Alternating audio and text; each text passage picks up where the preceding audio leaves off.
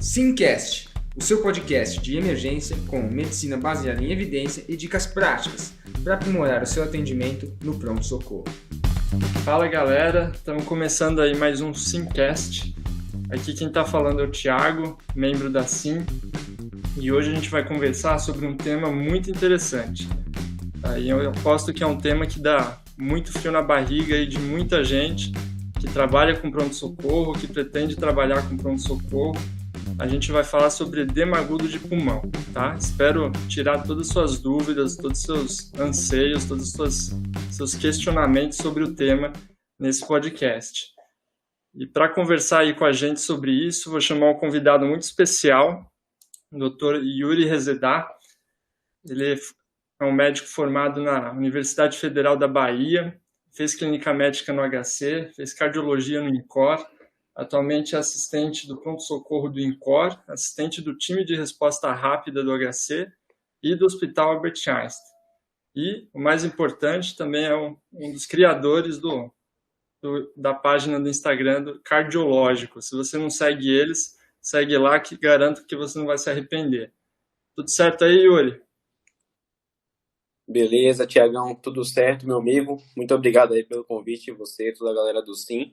E a ideia hoje é fazer um bate-papo sobre um tema que realmente aí, como você falou, dá frio na barriga de muita gente, né, que está no pronto-socorro, que está começando a dar plantão, inclusive também muito médico experiente. Quando ouve, né, o tema é edema agudo de pulmão, o coração já palpita.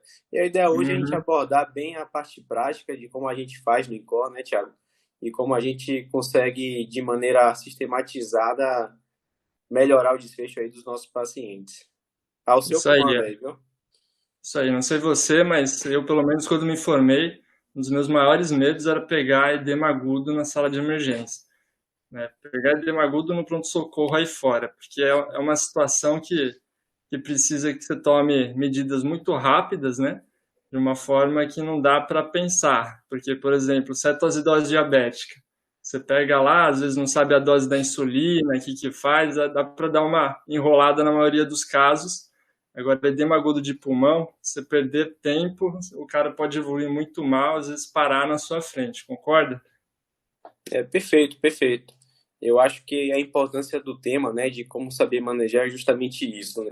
Como você falou, existem situações na emergência que a gente tem um pouco mais de calma, né? Hoje a gente tem informação muito acessível, dá para pescar no celular, olhar um aplicativo, ligar para um colega, mas edema agudo de pulmão, meu amigo, não tem conversa. Você tem que saber conduzir aí, tem que estar decorado, tem que aprender como conduzir, porque realmente não tem tempo.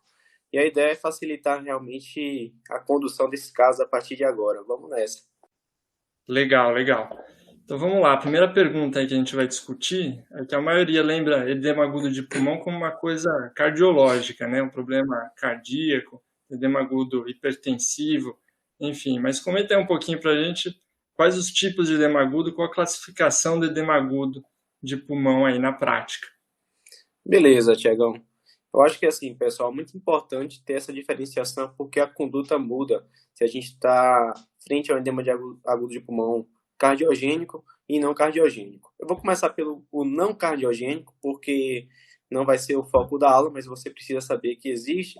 E geralmente o grande exemplo aí é o paciente que está evoluindo com infecção, com pulmão de SARA. Existe um problema na permeabilidade capilar pulmonar, há o extravasamento de líquido para o interstício, depois para o alvéolo, e esse paciente faz um edema agudo de pulmão, não cardiogênico.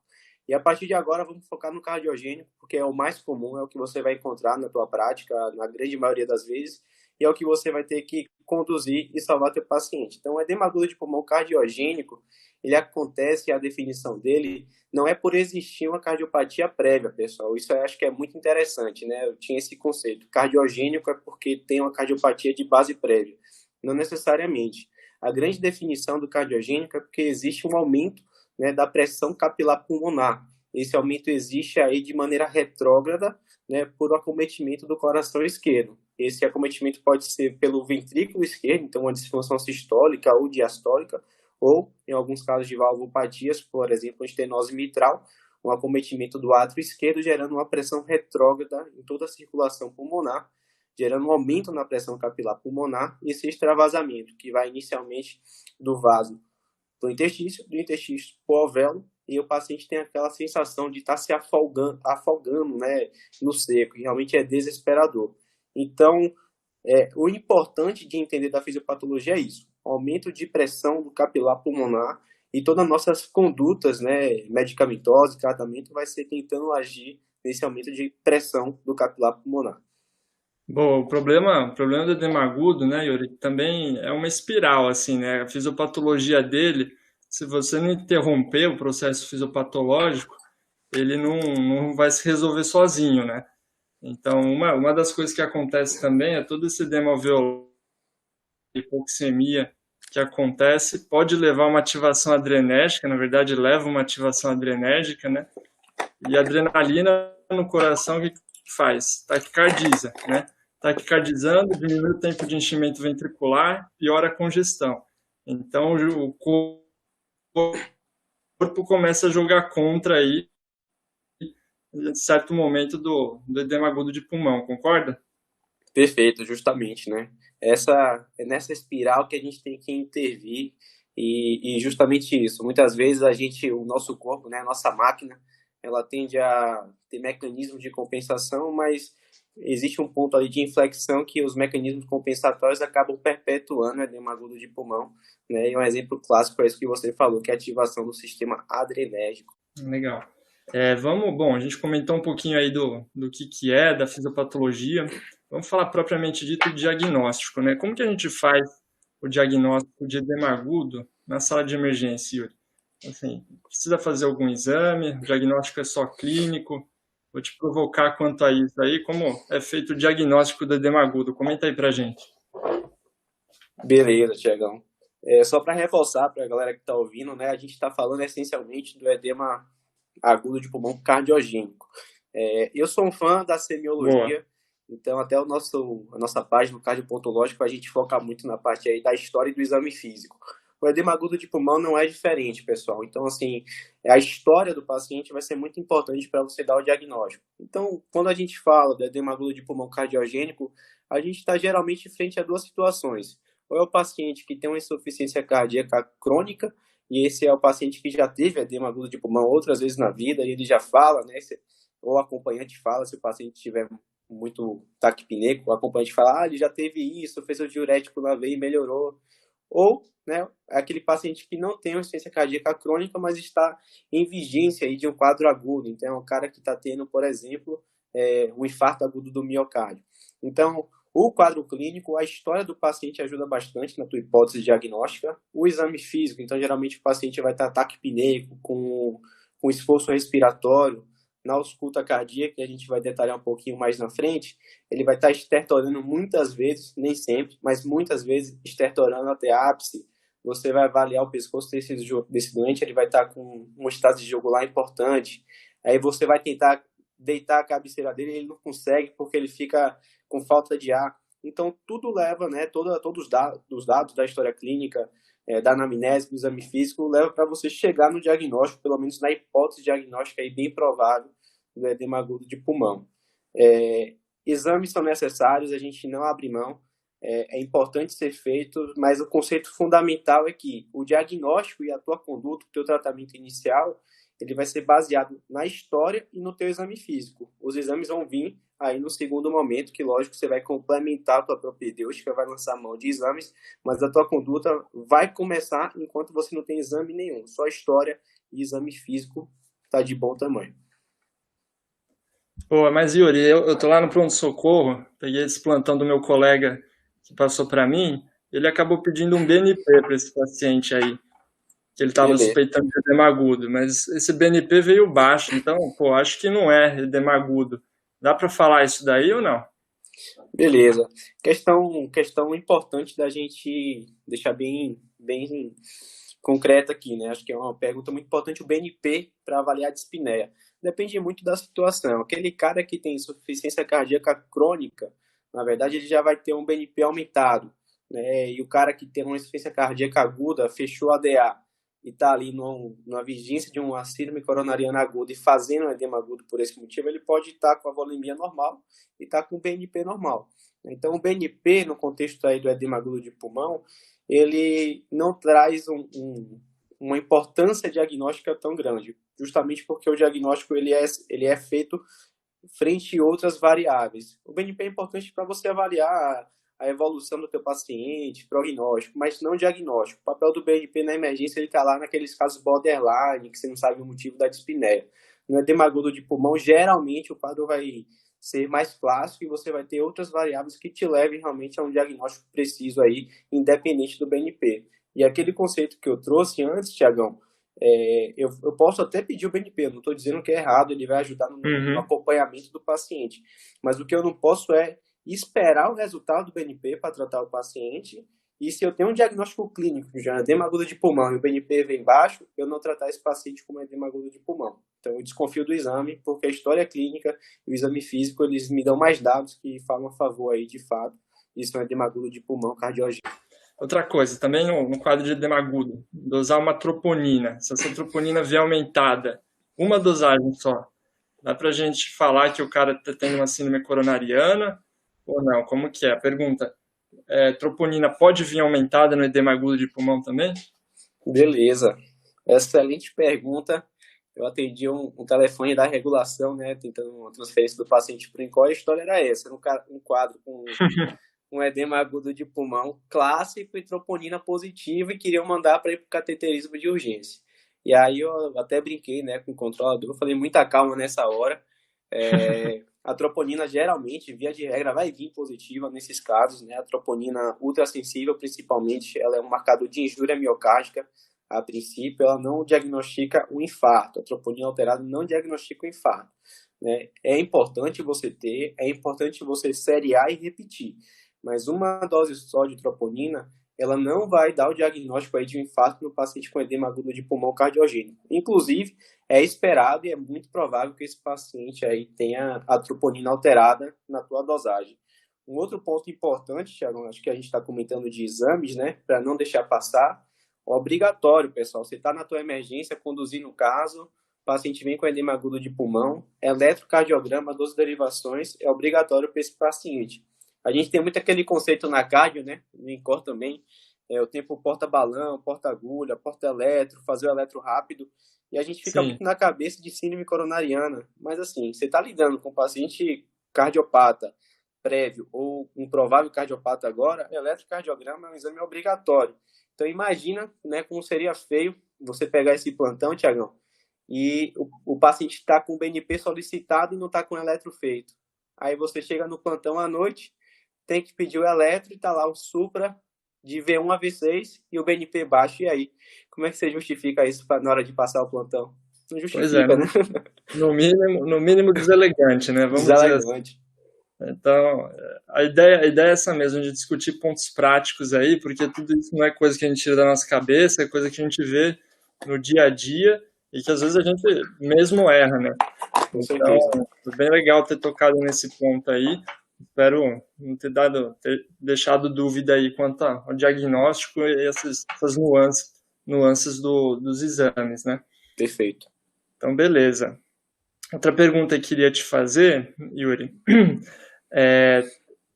peguei meu paciente lá, o cara está dispneico, não tolera decúbito, é um cardiopata, enfim, motivo não falta para fazer edema agudo de pulmão, mas eu coloquei o oxímetro lá, o cara está saturando uns 95, 96, não está muito hipoxêmico. A gente dá para falar então que isso não é edema agudo de pulmão? Esse cara deve estar ansioso, vamos dar um diazepam para ele aí. Não, o cara esse não é edema agudo de pulmão. Dá pra gente falar isso ou não? Como que é? Com certeza não, viu, Tiagão? A gente sabe que a grande maior parte das vezes, né, grande maioria, isso a gente lê e a gente vê na prática, como você disse, o paciente vai estar hipoxêmico, mas como você mesmo falou, né, e a gente comentou lá nas primeiras perguntas, o edema agudo de pulmão é uma espiral de eventos que vai acontecendo. Até tem, em última análise, aí, o transbordamento alveolar, né? Quando o paciente se afoga no seco, como a gente disse. Então, o paciente ele pode estar numa fase inicial do edema agudo de pulmão, não estar hipoxêmico ainda, e você, às vezes, deixa passar um diagnóstico inicial que você poderia intervir logo e mudar o desfecho do cara porque você seguiu só por um parâmetro. Então, acho que a grande dica, né, na prática é nunca seguir só por um parâmetro. História, exame físico, parâmetros vários, vai somando quebra-cabeça e pode, né, o paciente, por exemplo, tá um pouco realmente mais, não está hipoxêmico naquele momento, mas daqui a 30 minutos fica hipoxêmico, né? Outra coisa interessante, Thiago, a gente até comenta, né, que no INCOR a gente fala muito isso, os residentes não acreditam, que às vezes o paciente que tem edema agudo de pulmão não está estertorando até a ápice. A gente sabe esse conceito, essa é boa. A gente sai com esse conceito da faculdade, muitas vezes sai com esse conceito da clínica médica, muitas vezes na residência da cardio a gente ainda tem esse conceito, que o paciente, para estar em edema agudo de pulmão, ele tem que estar estertorando até a ápice. Aí chega aquele cara com história clássica, super congesto, aquela IC crônica que está em franca descompensação, em edema agudo, e aí você vai escutar o cara, só estertora em base bilateral, você fala, não, esse cara aqui não é edema agudo de pulmão, não está hipoxêmico, né, Tiagão? E não está estertorando até a ápice. E agora? O que é que a gente faz? E aí a gente sabe, né, que existem duas situações que, de fato, o paciente pode não estar estertorando até a ápice. Que pode ser o quadro muito agudo, aquele cara que ele fechou a DA ali naquele momento, chegou com aquela dor lancinante, aquela dor de infarto clássico e fez ali o CLIP 3, CLIP 4, que ainda não está em tempo de fazer o estertor até ápice, né? Ele vai ter um quadro aí de congestão, mas não está estertorando o exame físico. Ou o cara que é um paciente que tem insuficiência cardíaca crônica, e a gente sabe que o paciente, num regime de insuficiência cardíaca crônica, ele acaba tendo, entre aspas, aí, um linfático mais tunado, e aí a ausculta desse paciente fica falseado. E aí, de novo, né, a gente volta para o quebra-cabeça do paciente cardiológico, do paciente cardiopata, do paciente que está no pronto-socorro, que se o paciente tem história compatível, vários dados do exame físico compatível, mas uma coisa ou outra que não está batendo, se guia pelo todo, vai montando o quebra-cabeça. A gente até brinca que o paciente não lê livro, então raramente o paciente vai ter todo o comemorativo, né, do quadro clínico que a gente vê em livro, mas com certeza ele vai ter a maioria e o diagnóstico mais provável você vai chegar somando nessas peças do quebra-cabeça. Exatamente. Então, essa é outra casca de banana frequente aí, né? O paciente com edema agudo de pulmão não necessariamente vai estar hipoxêmico, não necessariamente vai estar estertorando até a ápice. Pode estar unicamente taquipneico, né? Sim. E, inclusive, a taquipneia no edema agudo de pulmão é um mecanismo para drenar mais líquido represado no pulmão, né? Então, só de aumentar a frequência respiratória, o corpo faz com que mais líquido saia dos alvéolos, do espaço perialveolar. Então, essa é uma coisa difícil, pelo menos para mim, foi muito difícil entender que edema agudo de pulmão não necessariamente vai ter estertor até ápice. E quando você pega uns pacientes cardiopatas no INCOR, eventualmente em outros lugares aí, você vê que isso é verdade mesmo, eles fazem edema agudo de pulmão sem nem um pouquinho de estertor. Você acha até que não ouviu direito, mas não, eles não fazem estertor, não é? Perfeito. Então, beleza. Perfeito. Boa, legal. Então, falando um pouquinho aí do que é, como diagnostica, quais os problemas em relação ao diagnóstico, as possíveis cascas de bananas aí que pode aparecer no plantão. Queria que você comentasse agora com a gente, Yuri, como que a gente faz do ponto de vista do manejo inicial de edema agudo no pronto-socorro, né?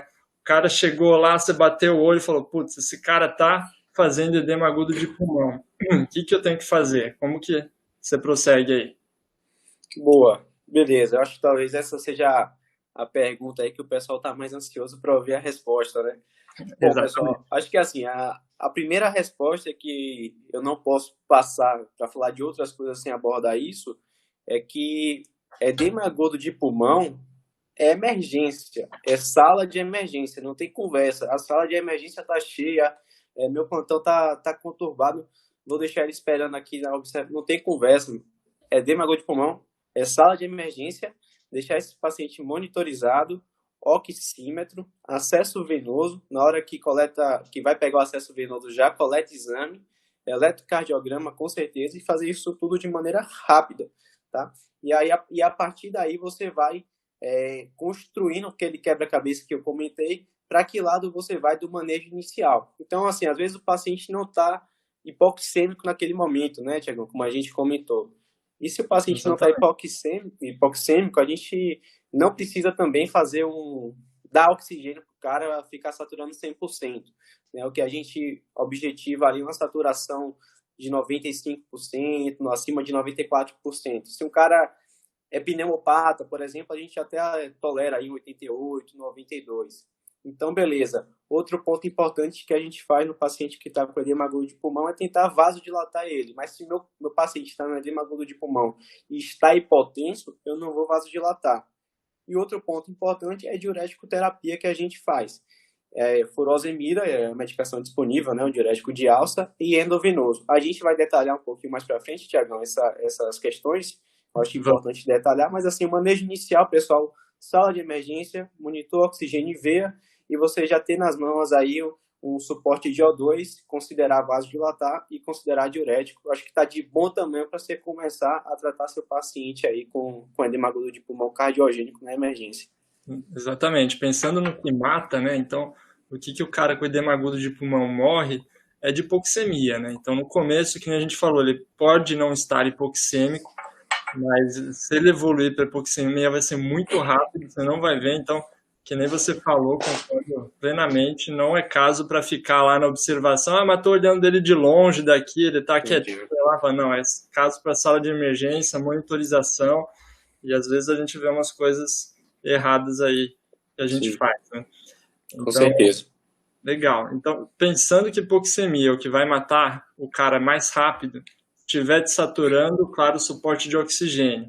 Mas que outras medidas a gente pode fazer para aliviar essa dispneia e para melhorar a hipoxemia desses pacientes, Yuri? Comenta aí para a gente. Beleza. Quando a gente fala de hipoxemia, né, quando ela já está instalada, a gente acaba adotando alguns critérios para partir para um suporte adicional. E aí entra até entre aspas, uma questão polêmica, que é o BiPAP ou o CPAP para esses pacientes, né? Existe aquela questão que estudos recentes, acho que o Thiago pode comentar até melhor depois, falam que não muda a mortalidade, mas o que a gente sabe é que a ventilação não invasiva, ela melhora, né? Pelo menos o paciente ele fica mais confortável, ele melhora os sintomas dele. Então, geralmente a gente indica fazer pelo menos o CPAP, é o que a gente tem mais disponível no INCOR. Aí qual o parâmetro, né, que eu usaria para começar o CPAP ou deixar meu paciente ali só numa máscara de O2? Geralmente a gente seguia pelo padrão respiratório do paciente. A gente sabe que o CPAP ele ajuda o paciente a respirar melhor, entre aspas. Então você vê que o paciente está desconfortável, a frequência respiratória é acima de 25, saturando menos que 90%, vale a pena você colocar um CPAP nesse paciente. Mesmo que não tenha, né, uma diferença de desfecho duro, com certeza esse paciente ele vai evoluir para uma melhora mais rápida, pelo menos clínica, mesmo que não seja em desfecho duro. O que a gente deve ter em mente, eu acho que é não atrasar a intubação quando existe indicação clara de intubar o paciente. Então, não é errado você botar um BiPAP, você deve botar, faz parte de um tratamento que a gente usa na maioria dos pacientes, e a grande maioria vai melhorar com a VNI, com o CPAP, mas se você está vendo aquele cara que já está fadigando, aquele cara que chegou tarde no teu pronto-socorro, já está com o PCO2 na gás, que você coletou na chegada estourado, você tem que intubar esse cara, não tem conversa, e você atrasar a intubação, de fato, piora o desfecho dele. Você comenta um pouquinho aí do 3CPO, Thiago? Boa, legal. Isso daí que o Yuri falou, só aprofundando um pouquinho mais, um trabalho que saiu no New England em 2008, ou seja, não é muito novo, né, um pouquinho antigo, um trial chamado 3CPO. Acho que o cara que fez esse trial devia gostar de Star Wars, por isso com certeza o nome aí. Mas foi basicamente um ensaio clínico que pegou 1.000 pacientes, 1.060, se não me engano, pacientes dividiu em 3 grupos, né? Um tratamento padrão com oxigênio só, outro grupo recebeu CPAP e outro grupo recebeu BiPAP, né? E o que esse trabalho mostrou, interessantemente, né? Que não teve uma mudança de mortalidade desses pacientes em 7 dias, né? Então, o cara que usou BiPAP ou CPAP não morreu menos do que o que recebeu só oxigênio. E também não preveniu de intubar, o que o Yuri falou, né? O paciente com BiPAP ou CPAP não previne de ser entubado. Foi o que esse Trial 3CPO mostrou. Agora, o que ele mostrou de positivo? Que melhora a dispneia, então a avaliação de dispneia dos pacientes que usaram BiPAP e CPAP foi menor, né? Melhorou a gasometria deles, aumentou o pH, diminuiu o PCO2 desses pacientes. E assim, só de ter um alívio na dispneia, a gente já dá para... Já vale a pena. Um efeito relevante, né? Imagina um cara que nem o Yuri falou, tá se afogando no seco, né? Literalmente, está lá bastante dispineico, você vai oferecer para ele um tratamento que não melhora a mortalidade, mas melhora a dispneia, é claro que ele vai aceitar, é claro que é assim, um desfecho positivo, né? Teve algumas críticas desse trabalho, que uma delas é que assim, a taxa de intubação desses pacientes foi muito baixa comparado à literatura como um todo, né? Então, será que não preveniu de intubar porque a intubação, os pacientes intubados foram poucos? Né? A gente não sabe. Mas é um dado relevante aí, que é o que baseia a gente usar a BiPAP ou CPAP no manejo do edema agudo, né? E aí eu te pergunto, Yuri, tem diferença usar a BiPAP ou CPAP? No plantão, no pronto-socorro que eu dou plantão, só tem CPAP. É pior em relação ao BiPAP ou não? Beleza, para algumas doenças, sim. Para o edema agudo pulmonar cardiogênico, tanto faz. A gente até tem uma preferência aí para o CPAP de uma maneira inicial, é mais disponível, né, é mais fácil de utilizar. Então, a gente acaba dando preferência, até no INCOR mesmo, a usar o CPAP, que é algo simples de usar, a gente mesmo que instala, não tem fisioterapia o tempo todo disponível no pronto-socorro. Rapidinho, no segundo plantão da residência, no segundo edema agudo de pulmão cardiogênico que você pegar, você já vai aprender a fazer. Já e algumas dicas práticas, pessoal, quando você vai instalar o CPAP do paciente, ele está ali naquela ansiedade, nervoso, né? Muito taquidispneico, fica sempre, você começa ali com a pressão, né, com o PIP em torno de 5. A dica que eu dou é não coloca a máscara de vez no paciente, no sentido de não já fixa a máscara nele. O que a gente costuma fazer é deixar uma máscara adequada à face do paciente, a gente encostar a máscara no nariz, na boca dele e orientar ele a respirar. E a gente fica ali 5 minutos, né, com ele, falando respira pela máscara, e aí ele vai ver que ele vai melhorar, e até o paciente que tem claustrofobia, que fica ansioso, na hora que ele bota aquela máscara ali com pressão positiva, que ele sente uma melhora na dispneia, aí, meu amigo, depois de 5 minutos, você pode botar sua máscara bonitinho, fixar, deixar ele lá meia hora, 1 hora, 2 horas, porque ele vai melhorar. E a ideia, Tiagão, acho que ainda de maneira prática, né, sempre que a gente instala a VNI nesse paciente, a gente tem que monitorizar, né, como é que vai ser a evolução dele. Então, algumas referências até orientam, né, você coletar uma gasometria no tempo zero, né, na hora que ele chegou, e coletar 1 hora depois da VNI, 4 horas depois, e se ele permanecer em VNI, coletar até 12 horas depois. Em 4 horas, geralmente, é o tempo delta-T ali que você vai definir se esse paciente falhou ou não a VNI, e aí você vai ter que entubar esse cara se de fato ele tiver critérios de falência de VNI. Então, não retarde, né, se ele, nessas 4 horas iniciais ele já falhou, você tem que entubar esse cara, não vai ficar dando chance. Vamos fazer mais 2 horas, vamos fazer mais 4 horas, não. 4 horas é o limite para entubar ou não esse paciente. Legal, muito bom.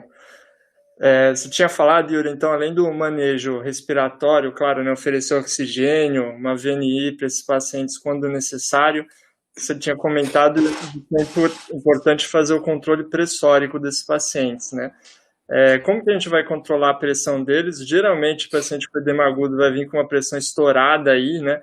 200, 220 de sistólica. Como que a gente maneja e como é importante manejar a hipertensão desses pacientes no pronto-socorro? Comenta aí pra gente. Beleza. Esse paciente, né, que como você citou, Tiagão, pressão arterial sistólica acima de 180, 200, 220, ele entra aí no grupo, né, que não existe uma definição absoluta, mas entra no grupo de um edema cardiogênico hipertensivo. E tá no capítulo de emergência hipertensiva. Então, esse paciente, o ideal é a gente conduzir como uma emergência hipertensiva. Então, a gente reduz a PA em torno de 25% na primeira hora, e em 2 a 6 horas a gente coloca ele numa PA de 160 por 100, e em 24, 48 horas, 135 por 85. Então, é uma coisa gradual. Tá? Então, a gente não deve reduzir rápido, né? E a gente reduz aí de maneira seriada, de tempos em tempos, e a gente tira ele desse edema agudo pulmonar cardiogênico, né, hipertensivo. Então, a gente tem as 2 medicações disponíveis. Então, acho que informação fundamental é edema agudo de pulmão, sala de emergência, medicação endovenosa. Não tem conversa, né? Vai ficar dando clonidina, captopril, hidralazina, não. medicação endovenosa. E as opções são Tridil e Unipride. E aqui tem duas situações. Se o paciente está com quadro de base, com a síndrome coronariana aguda, a gente evita o Unipride e dá preferência ao Tridil. O Unipride ele tem um risco teórico de fazer o roubo de fluxo coronariano, então a gente não usa nesses casos. Em todos os outros casos, né, de edema agudo pulmonar, principalmente se o paciente estiver hipertenso, a gente prefere o Unipride, porque ele é um vasodilatador arterial mais efetivo.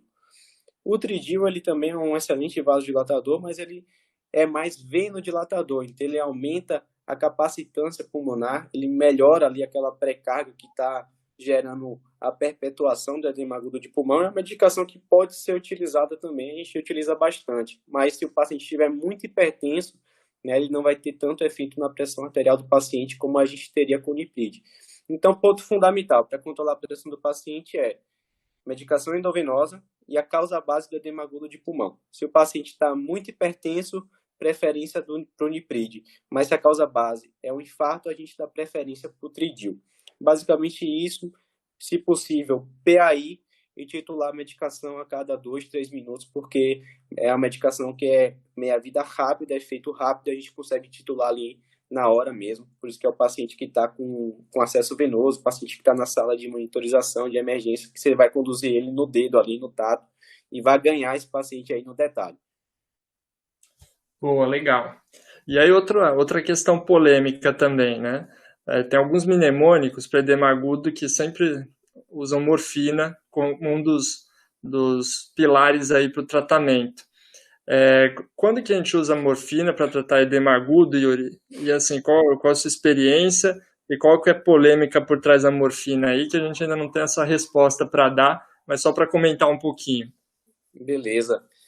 A morfina, né, quando eu estava na minha faculdade, lá na Faculdade Federal da Bahia, eu aprendi os mnemônicos, né, Monambeta-CH para o infarto e o MONF, né, que é morfina, oxigênio, nitrato e furo para o edema agudo. E aí eu virei cardiologista e a morfina perdeu espaço tanto na síndrome coronariana aguda quanto no edema agudo de pulmão. Na verdade, assim, não existe nenhum estudo randomizado que testou propriamente, objetivou testar a morfina nessa situação, mas de estudos retrospectivos, o que a gente sabe é que esses estudos têm apontado para um desfecho pior no paciente que usou morfina. Talvez por ser pacientes mais graves. Na prática, né, talvez seja grande dúvida. Beleza, tá cheio de estudo, cheio de ciência, mas na prática como é que eu faço? Idealmente, pessoal, a gente evita fazer a morfina, principalmente se o paciente estiver hipotenso. Mas se o paciente está super ansioso, taquipneico, a morfina ela tem aquele efeito ansiolítico, ela melhora a sensação da dispneia, não é proscrito você usar. Então, nessa situação que o paciente está muito agitado, às vezes não se adaptou bem a VNI, vale a pena, né, você fazer ali dose baixa também, 1-2 miligramas de morfina, endovenoso também, e aí está de bom tamanho, está suficiente. É o tempo que você vai adotando as outras medidas, né, para hipoxemia, para hipervolemia, para hipertensão, e o paciente vai melhorar. Então, a morfina ela não vai mudar o que você vai fazer. Às vezes, você fazer uma dose baixa, você ganha tempo, né, para o paciente se adaptar melhor naquele contexto ali, daquele quadro adrenérgico que a gente falou, que o Tiagão falou que perpetua a fisiopatologia do edema agudo de pulmão. Então, na prática, não é proscrito, a gente usa dose baixa. 1 miligrama, 2 miligramas está de bom tamanho. Fechou, legal. Agora só já estamos quase terminando a nossa conversa, só para falar alguns pitfalls que pode acontecer também, né? Algumas ciladas que a pessoa pode tratar edema agudo achando que está tratando, quando na verdade não está tratando edema agudo, né? Uma delas é valvopatias, né? Paciente com edema agudo secundário a uma valvopatia, por exemplo, estenose mitral. Como que a gente tem que manejar esses caras no pronto-socorro? Yuri, fala aí. Beleza. Acho que você também já viu no INCOR, né, Tiago? Esses pacientes valvares com valvopatia são os mais difíceis aí de conduzir.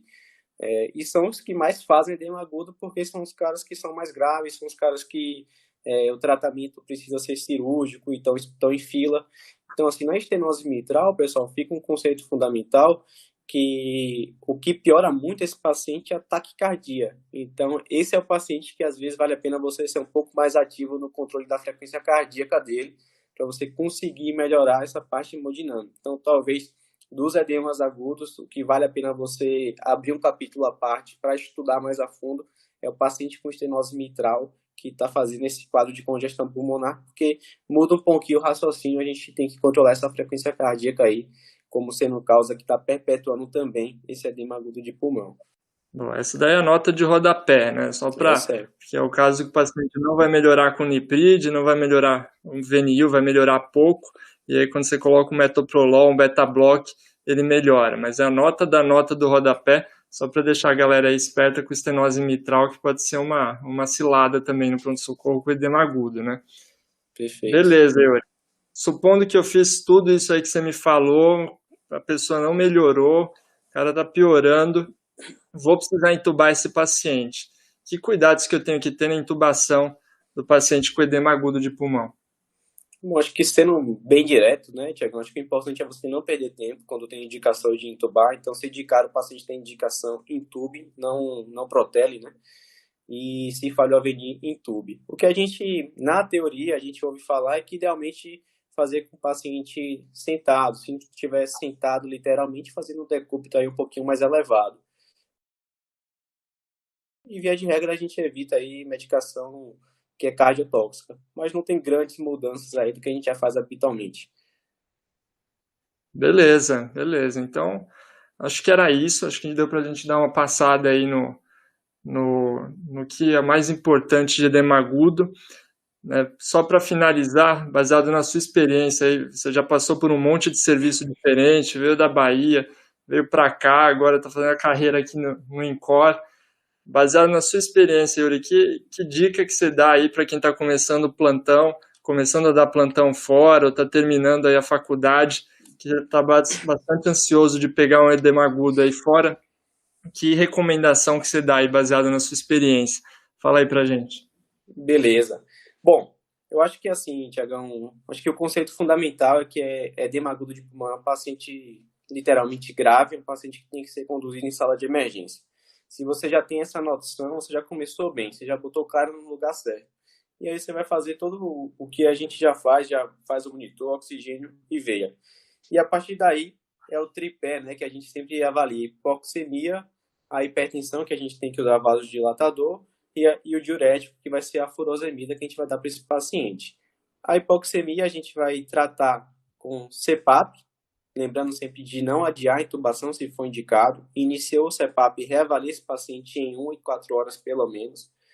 O diurético, geralmente, furosemida, e aí, na prática, a gente acaba fazendo 1 mg por quilo, né? Alguns estudos mandam fazer a dose que o paciente usa em casa, fazer endovenoso no paciente, e se o paciente não usa o diurético em casa, furosemida em casa, ele pode fazer só 40 mg, 1 a 2 ampolas de furosemida. E o outro ponto é a vasodilatação. Então, pode ser tridil ou niprid, a depender da causa base, a gente evita o niprid se o paciente estiver em contexto de uma síndrome coronariana aguda. Eu acho que outro ponto fundamental, Tiago, de falar é que o edema agudo de pulmão, muitas vezes, ele não é a doença, né? Ele é um sintoma, na verdade, de uma coisa que está acontecendo. Então, sempre procure alguma coisa por trás. Então, procure se o paciente não está infartando, procure se o paciente não fez uma ruptura de cordoalha, por exemplo. Um paciente que tem prótese mitral, se ele não fez uma trombose de prótese, procure se esse paciente não está em vigilância de endocardite. Então, sempre encare, né, o edema agudo de pulmão como alguma coisa por trás que está acontecendo. Acho que basicamente isso, fazendo passo a passo. O edema agudo de pulmão, apesar, né, da gente começar a discussão falando que assusta, por outro lado, quando você tira o paciente do edema agudo de pulmão, é recompensador, porque você tirou o cara ali da beira do precipício e consegue dar alta para ele 24 horas, 48 horas depois, o cara jogando bola. Então, isso é verdade. Fica a recompensa aí, né, de uma conduta bem tomada. Na maioria das vezes, lógico. E calma, né? Acho que assim, o principal é tentar se condicionar a ter calma frente a uma situação dessa, porque aí você consegue fazer tudo que a gente comentou aqui de uma maneira tranquila e salvar o paciente, que nem você falou. Bom, pessoal, então é isso. Para terminar, vamos fechar com um resuminho aqui de tudo que a gente discutiu com o Dr. Yuri. Então, a primeira coisa, edema agudo de pulmão, que nem a gente falou, é uma emergência hipertensiva que requer tomada de decisões rápidas, certo? Só que na maior parte das vezes responde bem ao tratamento inicial. Nem todo edema agudo de pulmão, que nem a gente falou, vai ser cardiogênico. E a fisiopatologia envolve uma espiral de eventos que tem que ser interrompida, senão o paciente vai evoluir mal. Como que faz a hipótese diagnóstica? De forma clínica, e tem que ser de forma rápida. Tá? Cuidado que nem todos os pacientes vão se apresentar com hipoxemia e com estertores no exame físico. Todo paciente com edema agudo de pulmão tem que ser manejado na sala de emergência, isso sem dúvida, tá? Sendo que o suporte de oxigênio é um dos pilares do tratamento. A gente comentou o estudo 3CPO, que mostrou que a VNI diminui sintomas, mas não altera a mortalidade. Mesmo assim, a gente usa com frequência.